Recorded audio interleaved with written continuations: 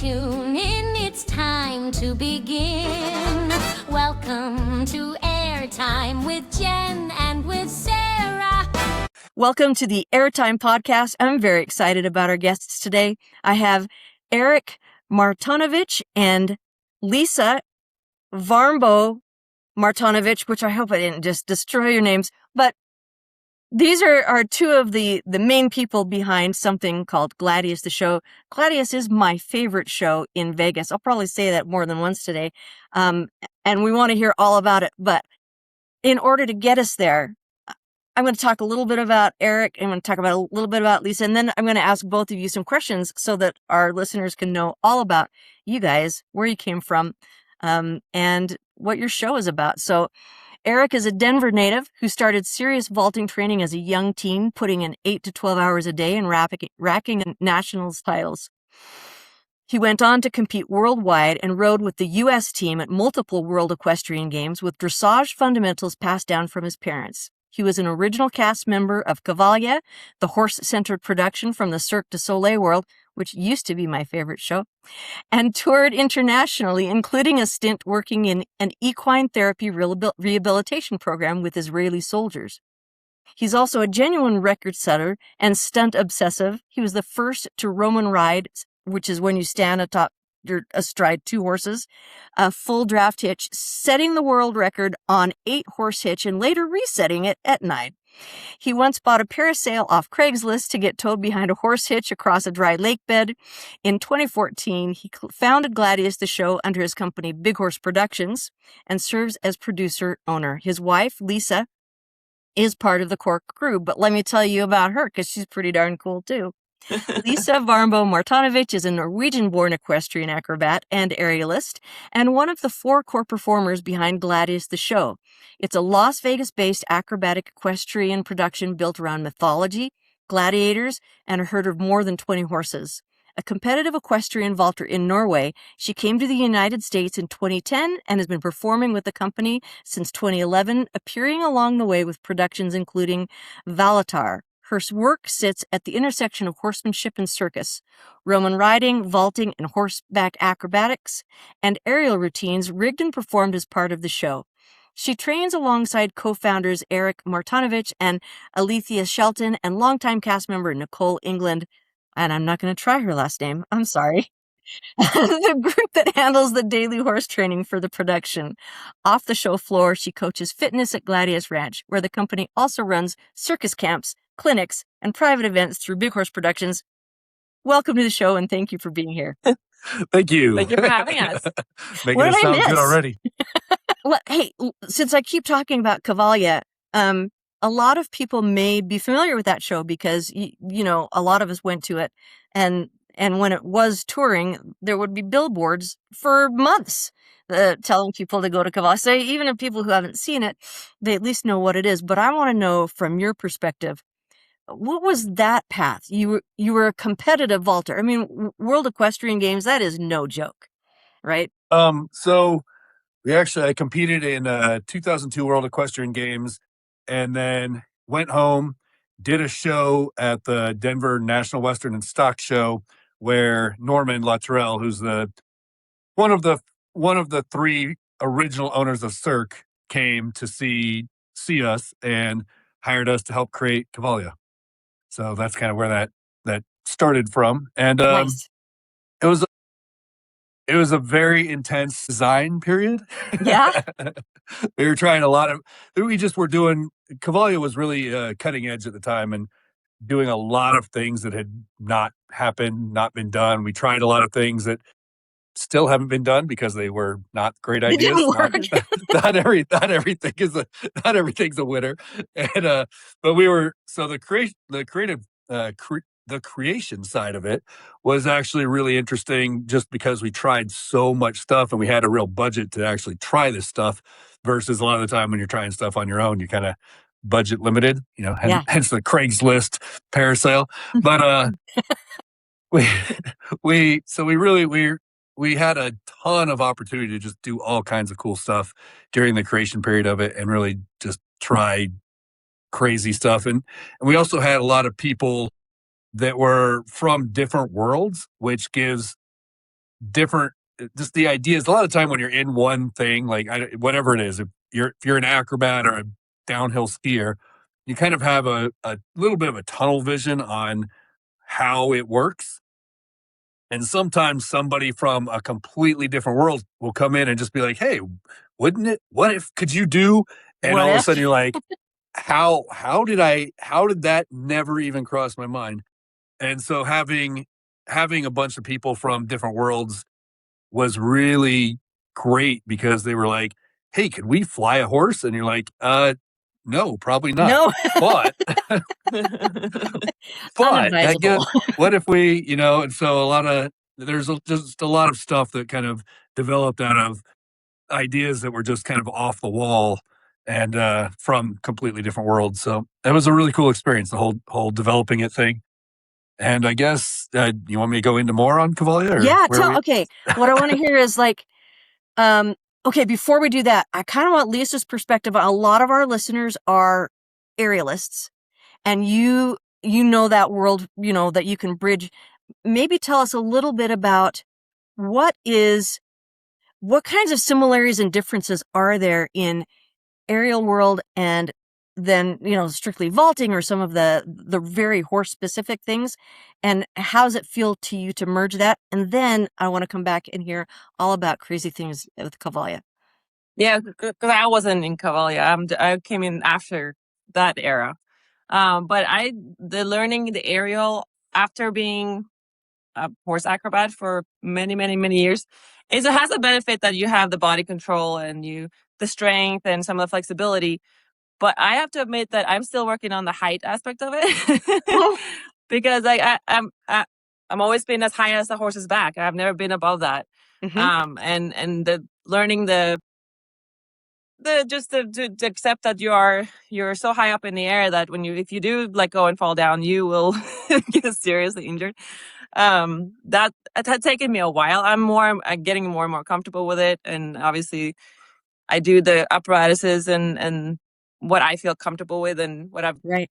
I think a trained lot of our listeners are going to relate to that. I am always amazed how many aerialists have an issue with heights and yet right? are doing things at height. Like, what is that about? And yet No, they do. it is a thing. It's I mean, yeah, it is scary up there, but it's also thrilling. And coming from an acrobatic on horse background, it's like it's put a little bit more of the horse acrobatics. You get the thrill of an animal, like you're actually working with a live animal, and you have to adapt to the animal, to the horse's mood and just the day to day, whatever. And then with the aerial stuff, it's an apparatus. It's a constant thing, but it's the height. And you have to make sure that you're 100% like focused, and you Sure. you don't want to let go because you fall down. Yeah, don't let go. Yeah, don't let go. But no, it's been an awesome learning curve for me. I really enjoy it, and especially and enjoying. I love doing stuff that nobody else does. So the fact that I get to do the air guitar is awesome because nobody else has an air guitar. So I can I wasn't really interested in learning silks because I'm also used to, from my vaulting background, I'm used to training a lot on my own. And to get to become good at something without having to have somebody explain how to do it makes me train it more because I can go and do it on my own time. I can just go and train and not have to wait for I have a lesson. I have a 1 hour to learn this with somebody. And silks is like one of those disciplines that you need to know how to wrap this correctly in order to do this job without falling. You want it to unwrap correctly too. Yeah. So that's why I like silks is a very, I love watching it, and it's a beautiful apparatus. But for me, it was never a thing that I wanted to spend my time learning. So I spend a lot more time learning the lira, and then that translated to the air guitar, and yeah. So it's been a lot of fun. I love the aerial. That is great. So, and I appreciate that because it kind of helps bridge this conversation and make it more accessible to people who are listening. So now I want to get back to Erik. I would love to hear about maybe an instance where you were developing something, you weren't sure how it worked, and then you were super stoked that it did work. And then maybe one where you tried stuff and you're like, no, we're never doing this. So one that I tried and just kind of super stoked that it worked is actually, it's not a Cavalia story, but I walked outside one day and I was just, I don't know, I was burnt out. Nothing sounded exciting. And I went, you know what? We've done 8-horse Roman riding. We've got 9 sitting out in the pasture. Let's stick them all together and see if we can pull this off. And so it went from a day that was like, I was just burnt out and didn't want to do anything to setting a world record. So Amazing.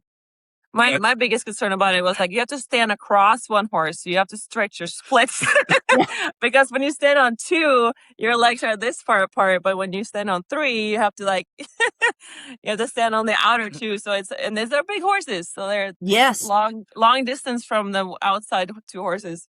But he figured it out. It worked.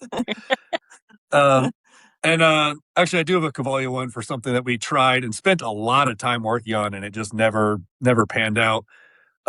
Again, this was an idea from like out of the box, not something that a horse person would have ever really thought about, I don't think.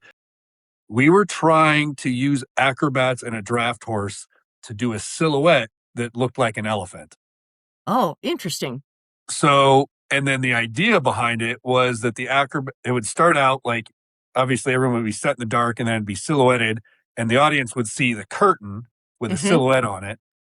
And then we were all supposed to start moving and kind of transform it into a horse with like someone doing a like a circus trick on it. Like, those old circus posters with the girl standing on like ballet point on the back of the horse. And like, so it was supposed to transform from like this elephant kind of walking out onto the stage to this horse with a circus acrobat standing on or doing point on it. And we trained that for a long time trying to make it work. And it just didn't. Like we could not get it to look even remotely. It just never worked. So after it's been a long time, but we probably put a couple of months on it. Wow. Trying to figure it out, trying to get the horse to cooperate and really like help actually enhance it with like moving its head correct where we wanted it to, trying to get the acrobat, like all of it we messed with for quite a while, and it just never panned out. It was never worked. So there's one of each. That's so you were with Cavalia for several years, right? Yeah. So I got hired to help, me and Alethea got hired to help create the show. So we went through the whole creation process and then we toured with it for a few years. All over Canada, up and down the West Coast mostly. We played LA multiple times, San Diego multiple times, Seattle multiple times. I don't remember all, but yeah, up and down the West Coast, plus Montreal, Toronto. Okay. Shawinigan. So did you go directly from Cavalia to creating Gladius, or was there some other transition?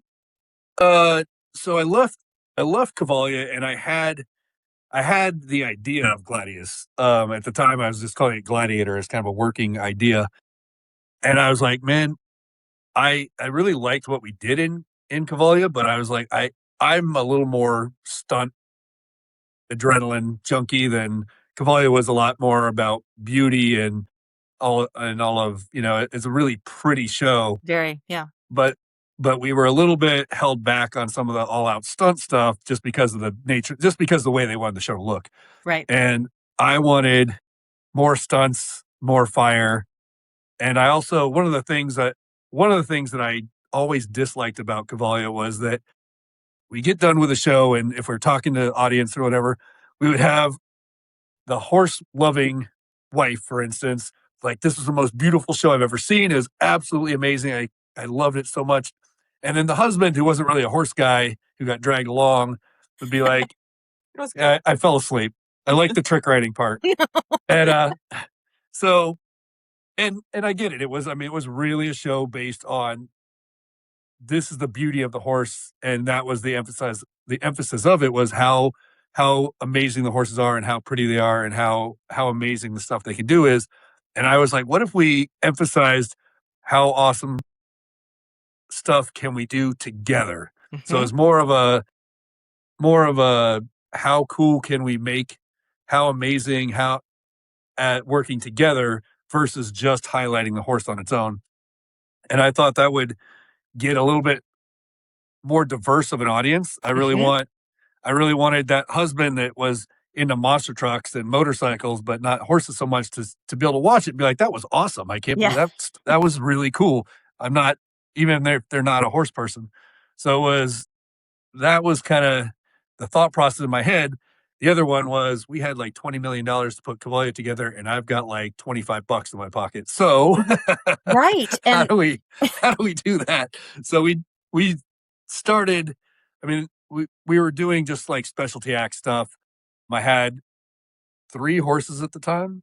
Yeah, I had 3 horses at the time. And we did a lot of like rodeo specialty acts. We did fairs, all that kind of stuff.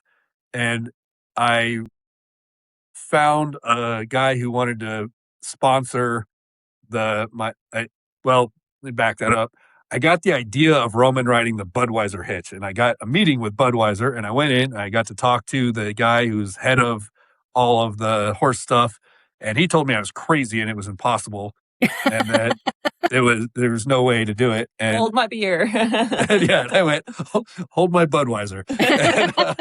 And then let me talk to Course. And so I managed to find a guy who wanted to help finance it, and we bought a bunch of horses, and then he managed to get in contact with Coors, which was really funny. And we started trading it, and he actually booked us a gig in Grass Valley, California, doing it before I had actually managed to make it work. no pressure. I was like, No choice. okay, It has to be. we have to pull this off somehow. And I took some crash courses in driving an 8-horse hitch from a friend of mine in Colorado who used to work for Budweiser, ironically enough. And basically we trained the hell out of it and managed to get it working in time.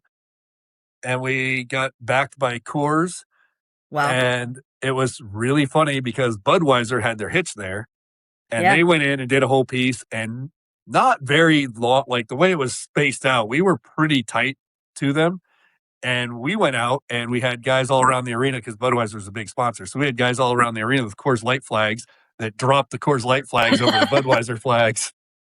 And then instead of driving a hitch around, I was standing on them, and we were cantering, so we're going faster. And I had girls on the other teams doing stunts, and so we kind of blew Budweiser out of the water. That's To be awesome. fair, the show staff was like, "That was hilarious. Never do it again. Never do it again." Yeah. I don't think Budweiser was really happy, and they definitely were threw a lot of money at him. So Maybe they should have believed in you. yeah, right. That was pretty entertaining. But all of that still is pre Lisa, you coming over Yep. to the US, is that right? Yep. Yeah. Yeah. So we met in 2002 at the World Equestrian Games before he went to Cavalia. Okay. That's where we initially met. That was my first World Equestrian Games as a 17-year-old from Norway. And so we initially met there, and then we kind of kept in touch over the years. But we didn't meet again until 2010. Okay.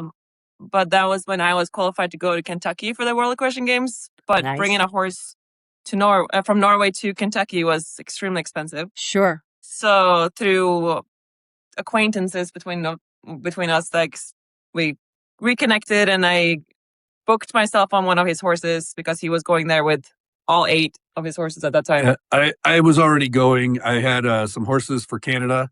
Mhm. So I had Canadians, and I was doing the entertainment for it. So we were actually doing that 8-horse thing at the World Equestrian Games. So we made a deal that I would get to compete on one of his horses in trade for helping him out with a show in Grass Valley, actually, with the same place where he did the 8-horse hitch prior to the Crescent Games. And so that's how our journey started. Nice. Okay. So yeah. All right. So then you're basically doing Gladius on a shoestring. It's just Yeah. making it happen. So kind of walk me through that evolution, because when I went and saw your show a few months ago, it's in a place in just outside of Vegas, and it's got a big arena. It's super fun. But tell me how you got there from here. Literally blood, sweat, and tears. We so every single thing that you saw there is hand built. The property, we rented the property for a long time and then ended up buying it right before COVID, I think. 2018. Yeah. But we kind of everything from the bleachers to the equipment to the arena. The footing in the arena is there's a local tree trimming company that dumps their mulch there. Turns out I found out that in Vegas, and actually most places, or at least out west, the mulch is not something they can actually make any money on. They actually end up taking it to the dump and getting charged to get rid of it. So I was like, well, I got to wait for you to get rid of it for free. And now the guy's a good friend and ends up doing some stuff in the show. But yeah, he actually spins fire in the show now. But you guys have everything in that show. You've got aerialists, you've got acrobatics, you've got live music, you've got some guy playing a saxophone, you've got fire tricks, and then of course the horses. Yeah. There is something for everyone there. I don't think anybody's husband's going to fall asleep watching your show. Good. So we literally built everything up. Slowly acquired more and more horses.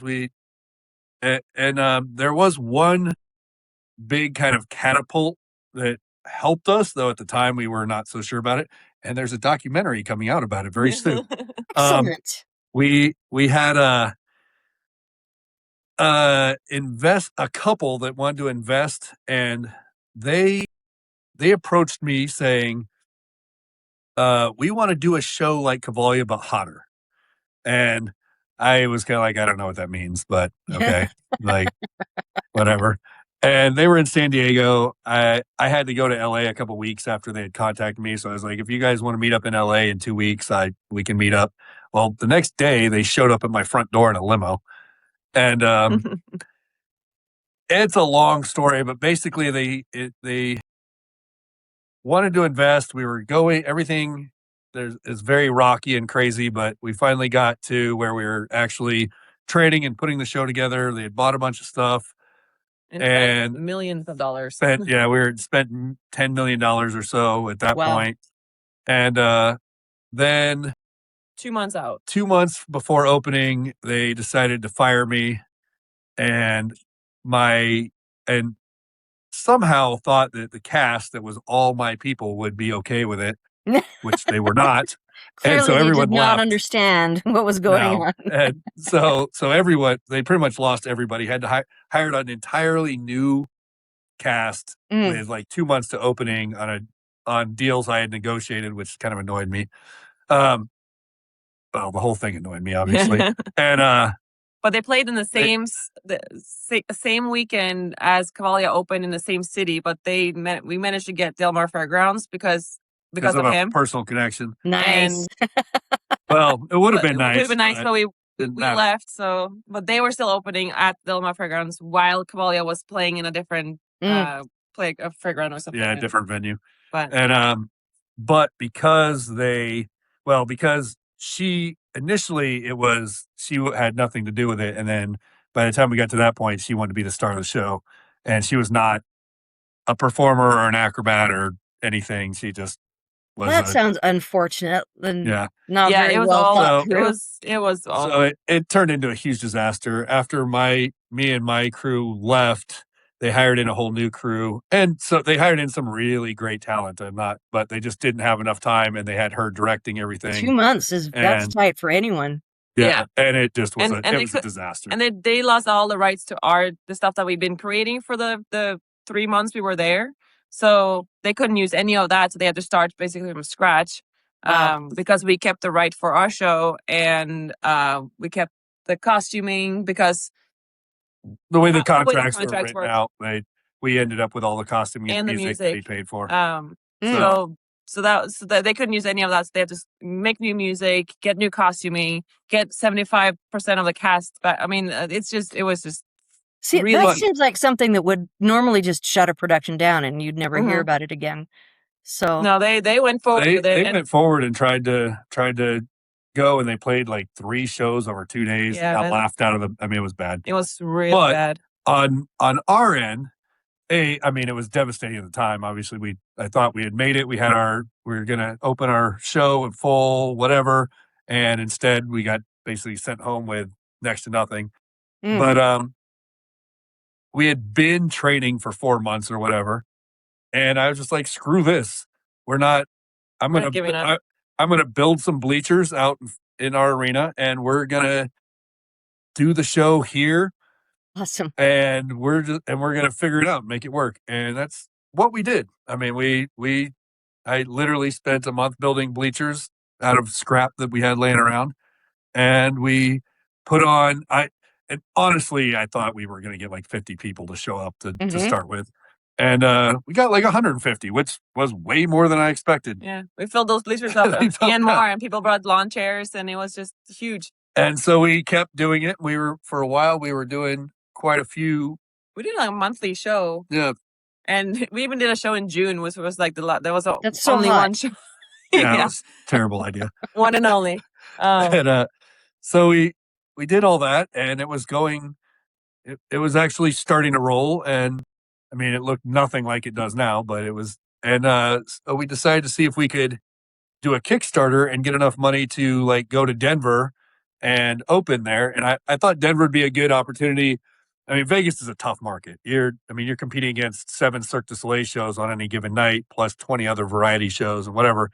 And I thought Denver would be a good market to try in. I'm from there, so I thought maybe I could get some free press out of the deal, and it would and so we raised like $20K, which is honestly enough to get us from Vegas to Denver with everything. And that's about it. We were starting at zero in Denver. It was like we had nothing left. And I called in a bunch of favors, so we had a place to play, and we made it work, but we had no advertising budget. We had no anything. We actually got in trouble with the city of Golden because we papered it, and then they yelled at us and made us take it all down. Sorry. And, oops. And so we got it going, and it was doing okay. We lost. We set up to play 6 weeks.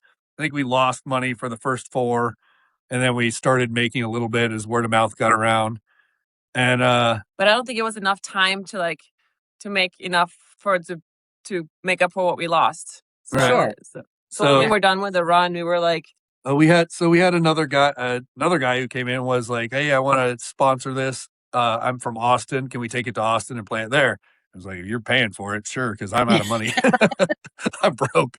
At that point, we were like, either go back to Vegas and kind of start over as far as the Kickstarter and try to raise more money, or he was like, well, just come to Austin. And we ended up being in Austin for like 4 months. Yeah, we got okay. Because of the logistics of like the venues, and his money wasn't the kind of money that the other investor has, so he didn't have like to fund the whole production at once. So he kind of had us on his ranch, so we were training there, and then so things kind of lined up to where we played 1 weekend. I think we only played. We only played 1 weekend in Austin. We were there for like 4 months. We played played a weekend, which again, we had. The guy that spotted was super nice and really helpful, but he decided that where he wanted to spend all of the advertising budget was billboards. And if your name is Cavalia or Cirque du Soleil, it's like a billboard's like, oh, I've heard about that. Very I want to go recognizable, yeah. Gladius The Show wasn't a name at that point. Yeah, we weren't big enough for that to really Right. work that So well, I guess. people would have been watching the billboard and be like, oh, is that a TV show? What does that even mean? Is that a magazine? Like, I don't know what that is. And I mean, so we didn't get a lot out of the billboards. I think I was so like last minute, I borrowed 10 grand from somebody to do some TV advertising, which helped a lot. Of course, then I had to come up with 10 grand to pay them back. But so we did okay there, but we didn't make a bunch of money there either. We didn't make enough to keep going. So at that point we were like, okay, we have to go back to Vegas because it wasn't enough to keep rolling on tour. Because we have a full cast that needed to get paid and housing and all stuff. So we ended up just kind of splitting up with some of the cast and bringing some of them back here to Vegas because some performers are just like, they go where it's where there's shows, and Vegas is a good place for a performer to be. So Yeah, definitely is. Yeah. So we brought him back here, and yeah. And then I think started. a really compelling part of the conversation though is the horses themselves. Can you tell me? And I know that some of them are like rescues, and some of them are. Tell me about the horse acquisition. Like, how did you go from a couple to where you're at? So when we had the initial investor for the whole Valatar thing, he spent a bunch of money on horses.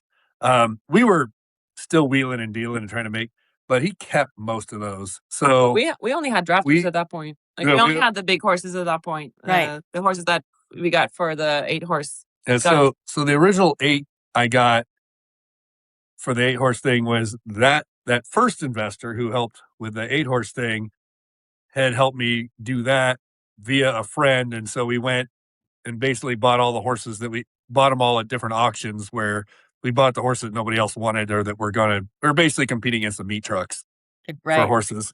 And so we bought up those horses. That's how we got the initial 8. And then after that, we basically everything from some are legitimate rescues from a rescue. A lot of them were the kind of bottom of the barrel or considered dangerous or whatever from auctions where they're again competing against the meat trucks. And then we would get some that were, I don't want to say a gift because it was never like, hey, this is a great horse. Do you want it? It was always like, this horse we can't use. It's dangerous or it's too mean or too something. Do you want it? It's like, sure, we'll work with that. And so it's just kind of a hodgepodge of acquiring them from some of them were on Marketplace, I guess, or Craigslist probably. Yeah. We rescued a pair of fjords. I literally was in the gym on Craigslist and scrolling through it and saw something about fjords. I don't remember what the ad was exactly. But it turned out it was a rescue up in Mesquite that had just got this pair of fjords off of a kill truck. And I grew up with fjords back in Norway because they're native to Norway. So after a couple of years here, I was like, I miss having those around because they're really cool horses. And he barely heard of them. But they're like miniature draft horses. They're a little stocky and they're really cool looking. They have the dorsal stripe and they do everything from vaulting to jumping, dressage, driving, whatever. So we have been looking a little bit just to see what was around. And then we found those 2 in Mesquite and we're like, so we just stopped working out. We just jumped in the truck and drove out there. Nice. And they were just skin and bones. Like they were just, somebody had left them in the barn, not fed them. I mean, we don't know the background, so we don't exactly know what happened with them. But if anyone knows fjords, they look at hay and they get fat. So it's like they did not get fed for a long time. But they were super friendly, so they didn't seem abused. Nice. So they were super, super friendly, and we looked at them. They were sound, and that was enough for us. So like we got them that day, and we spent like 3 months feeding them. Fed them for 3 months straight. Well, yeah, I've seen your horses, and they're all super well cared for. You must put a lot of your time and energy and money into the horses themselves. All of it. Yeah. They eat before we do. Yeah, I literally was negotiating on a trailer load of alfalfa this morning. So yeah. And we buy hay by the semi load. So, but I think as far as so we had the draft horses to start with, and then I think when we left the Valatar show, we ended up with 2 horses, a mini and what's his name? Navi, which they actually left on site. They didn't bring him with them for the next show, so they were just left behind.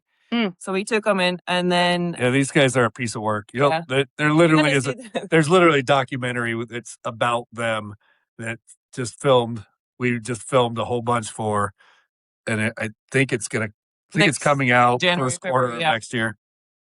So, but anyway, so the fjords were the next different kind of horses that we got. So we that's how we started branching out in different. Like now we have all kinds of different horses. Like we have 10 draft horses and 10 all the different sizes, smaller horses.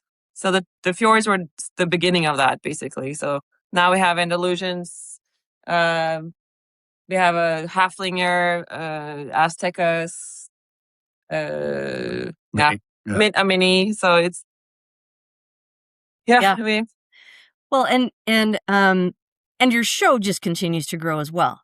Like I Yep. saw a post that you guys did not too long ago where you're building more places for people to sit, like with more Yeah. people just keep showing up, right?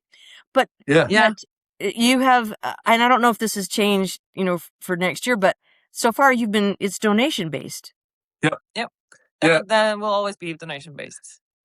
Yeah, we really want to keep it so that there's no monetary limit for people. So if you're single mom and things are tight and whatever, you can still come see it. Yeah. Well, that's very cool. And we're really working on getting sponsors to sponsor the show so that we can actually pay our performers what they deserve. Because like right now, it's like it's the show is run off of people that really wants to do it, and like we have never gotten paid personally for the shows. Like all the money goes back to the show or to the performers, and we can't really tell the performers like, okay, this show we're gonna pay you this much. So we have to tell them like this show, like all the other shows, you're going to get what we can give you after the donations are counted and we can split it up between all of us. And if you're willing to do it for whatever we can give you, then you basically get to do the show. And everyone on the cast that's what they wanted. I mean, they're cool with that. But we really want to pay them because they're great. They work really hard. Sure. They're super talented. They should get paid more. And that's what we want to do through sponsors. So we were really looking for sponsors to be the main income, I guess, for the show so that we could pay the performers. And then the donations can just be going straight to the horses. So that's our goal. But so far we've had a few sponsors. Yeah, we've got a few. It's hopefully it'll continue to grow. We do have, I mean, I'm not sure when you came, but by the end of our last season, we literally had about 1,200 people through the gate per night, and we had to cap it there because we just didn't have any more room for people to even stand. Yeah, there was, and we had lines. The lines started forming like 2 hours before gates open. It was around the block. Like the neighbor said that he had people by his door. Like it was insane. So yeah, our social media has really kind of blown up in the last whatever. So I think it's a good opportunity for sponsors. So I'm hoping that, between the point of being a sponsor is to get eyes on your product, and we can put a lot of eyes on products. And so especially for the local businesses, like there's mainly local people that comes to see the show. Like there's some people that flies in and comes in from other places. Well, the show was worth it. I flew down from Salt Lake to watch it. I think it was in March, and literally came to town just to see your show. Oh, cool. I did go to Din Tai Fung while I was in town, but I didn't. I mean, but it was what it was for your show. So, that's awesome. And you guys have an amazing Instagram presence. The things that I have sent videos to my friends to show them what you've got going on, and been told if they didn't know me and to vouch for it, they would think it was AI because it's this stuff that you're doing is crazy and it's spectacular. And we've definitely heard that. We've heard the AI thing a few times. Because it doesn't seem real. What you're doing doesn't seem real. It's definitely not AI, I think promise. One of my favorite things that I saw was, Erik, you're Roman riding, standing up on these horses, and you've got another performer that you somehow managed to spin up over your head, and you're riding around with this performer over your head, and the horses are galloping. This isn't just standing still. How did you come up with that idea? Because that's insane. That particular trick was an accident. An accident. So we were working on a different trick, and it's supposed to be this thing that kind of spun around in front of me, and I just kind of wanted to see what would happen if I tried to push it as high as I could, and it went over my head. Yeah. And so then we were like, it didn't look anything like the version that you saw the first time. It just kind of went way up in the air. But it kind looked of like cool enough, like, oh, but it do was that again. That was cool. but yeah, it was definitely like, well, that was cool. that's an idea. I wonder if we could actually turn this into something cool. And then we trained the hell out of it. It is not an easy trick. I don't know if you saw the video from beginning, like it's a video that starts on the ground and then ends up the final result. Yeah, that was over. You posted that on Instagram, and it's amazing. I've probably watched it 3 or 4 times. Yeah, for sure.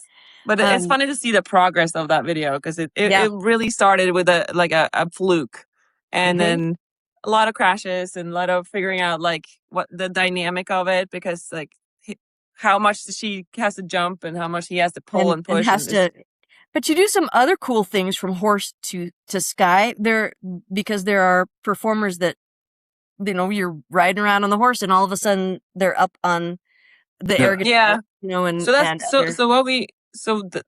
the transfers is something that we came up with in Valatar or for the Valatar show, and we started training it then, and that's something nobody else does. Yeah, it's definitely a Gladius special. There's no one else in the world doing it. That's where aerial and the horses merge the most. And it also, like, now we kind of take it for granted because we've been doing it so long that we've kind of got it to where it's not, I don't know, not that hard for us to do.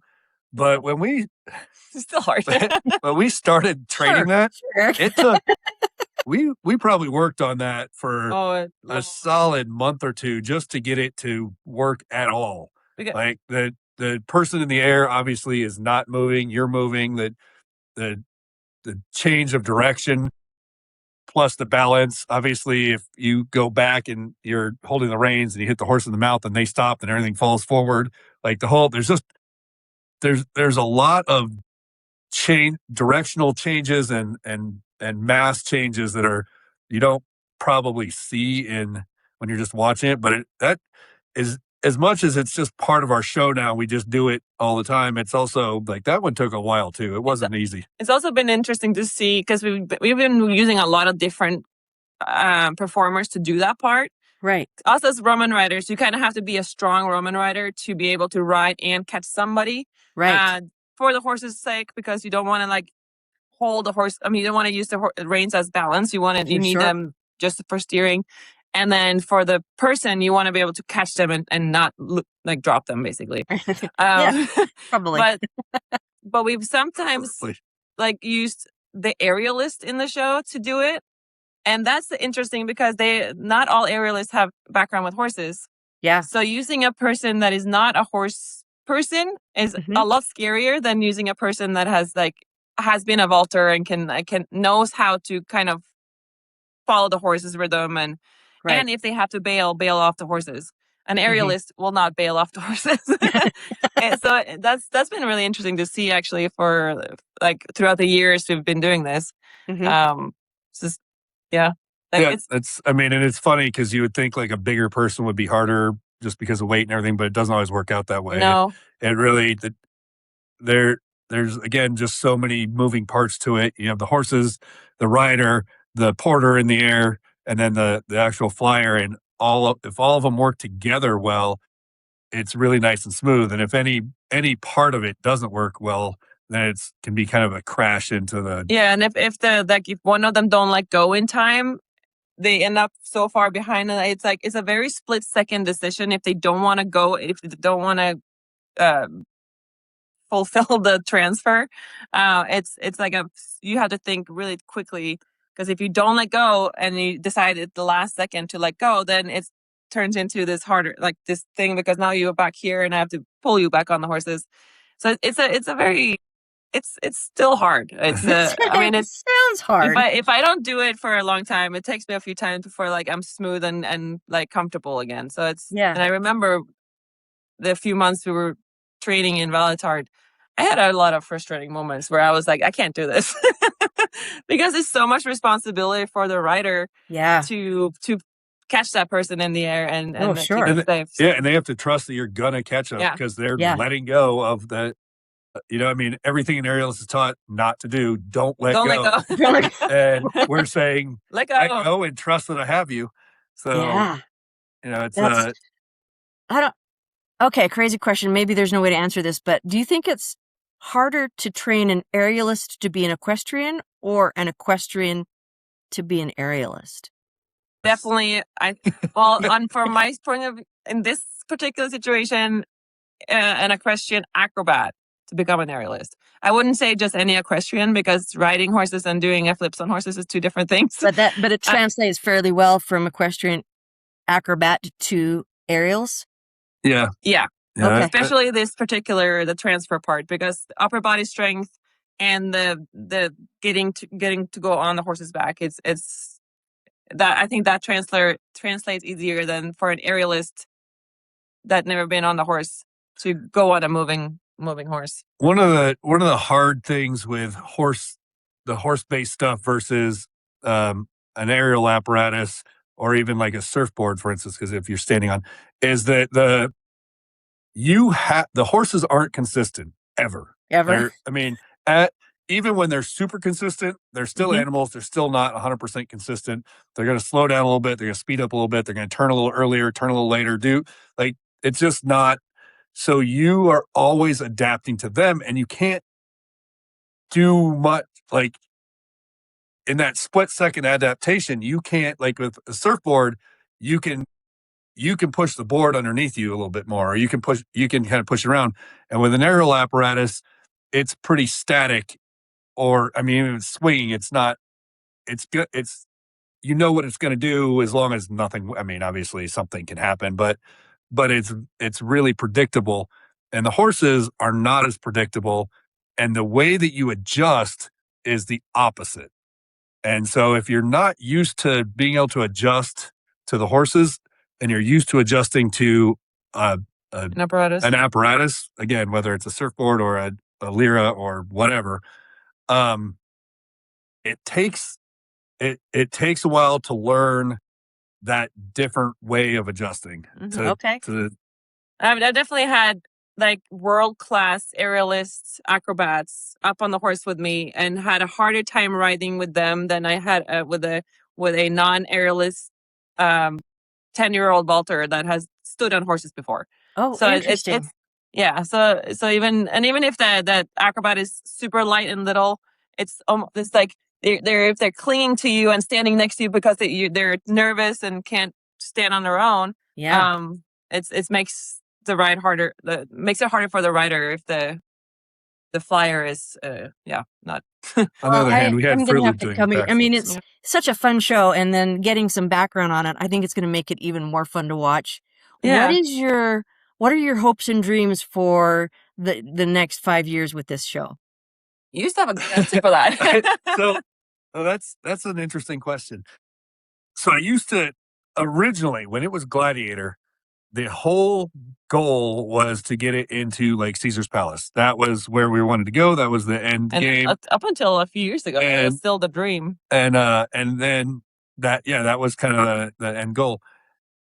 And things have evolved in such an interesting way that that's not the goal anymore. Yeah. The thought of that now is like, no, that's not where we want to go with this show.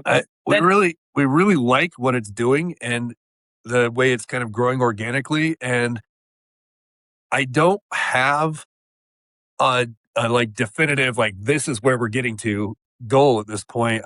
The goal now is really to let it grow and see how it develops kind of on its own and see what it does.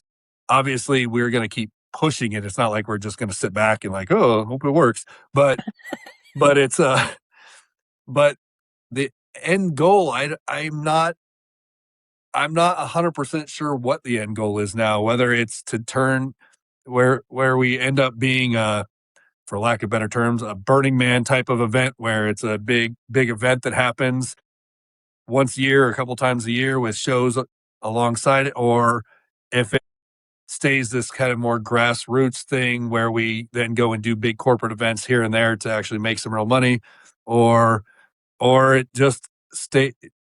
I don't know. I don't have that definitive answer that I used to have. And it kind of makes it interesting because sure, now we're not so like go this direction no matter what. And when it tries to deviate, you're always trying to push back. Now we're kind of like, well, cool.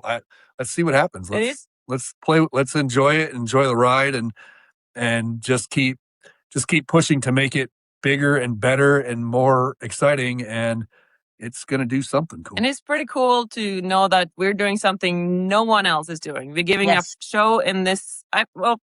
It's your favorite show in Vegas. It is my favorite show.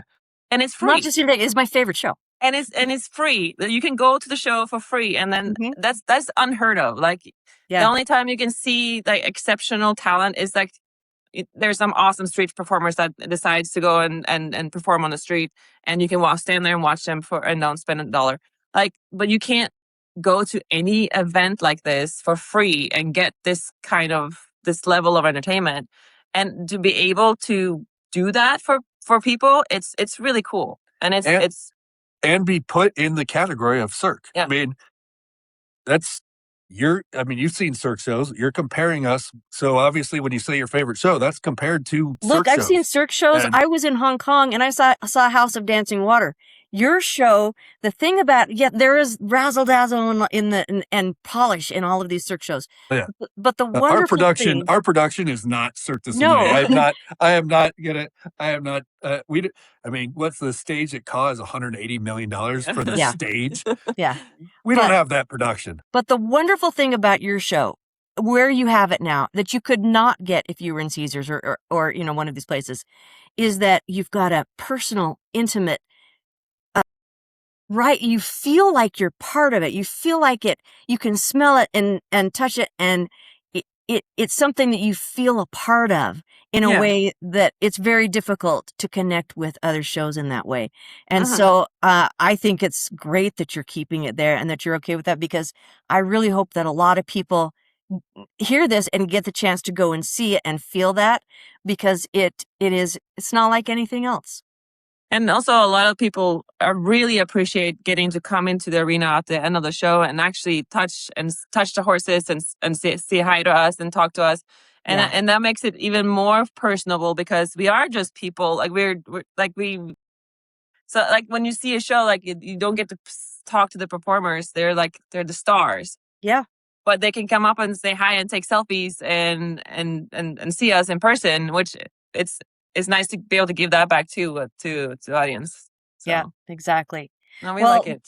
This has been awesome. Did I miss anything? Anything you want to leave people with? Like, what can they, if they want to help support your mission, or if they want to see your show, like what's your next event and how can they do that? So our season starts Labor Day weekend. We will be playing that Friday, Saturday, Sunday, and then we're playing the following Friday, Saturday. And then we're actually go up to California for the rest of the month. And then we have October shows. So our Halloween shows, which are, by the way, my favorite part of the whole thing.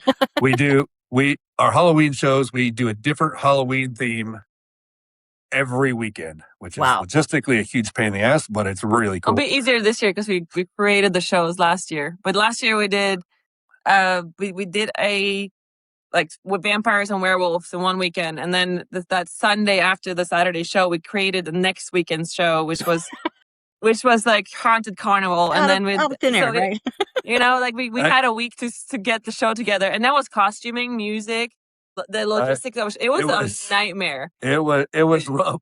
When we did the last Halloween show last year, we were like, are we doing this again? And I think all of us were like, no, that was insane. But everyone loved it because they came to one show and then there was a completely different show the next weekend. And like, I can't believe that you're zombies this weekend. You were werewolves last weekend. Like people really enjoyed it. And it's not just a costume change. It's like the entire show gets revamped. Yeah. So there's a lot of the same acts, but there are some acts that weren't in the last show, and some of the acts completely change. The order of them changes. The choreo in them changes. It's a major revamp every week, and it was intense. Like you said, I think this year it'll be easier because last year was the first time that we went full on every weekend thing, and hopefully it'll be a little easier this weekend because it was extremely tough. We even had I don't remember which show it was, but one of the dress rehearsals for one of them was so rough And I was like, man, I hope we actually pull this show off because it was it was rough. Oh man, They were coming up with, I think we it were was Haunted Carnival. We had a smaller cast, and a lot of the show was based on like talking because we used it's a circus kind of style. So we didn't have the script down all the way. Like it was just it was I was a little worried, and then we pulled it off. The show ended up going perfect. So that's fantastic. It was definitely hard, but anyway, point of that is awesome. We'll have awesome shows every weekend of October. It'll be Friday, Saturday evenings. I don't know the times off the top of my head on any of it, but it's basically sunset. Gates open an hour before. And then we'll have November off. And December we're doing 3 weekends before Christmas. And that's our very Viking Christmas show. That is a daytime show because it starts getting colder. And so that one, I think those start at 3 p.m. Yeah. 2 or 3. 2 p.m. or 3 p.m. I'm not sure. Anyway, it's all on our social media website, all that stuff. Oh, and where do people go to find you on social media? Gladius The Show, whether it's Instagram, TikTok, Facebook. And then gladiustheshow.net is our website. Because somebody stole.com and thinks we're going to give them a bunch of money for it. And those we're not. rascals. We were this late for keeping our com, and then it just got snatched.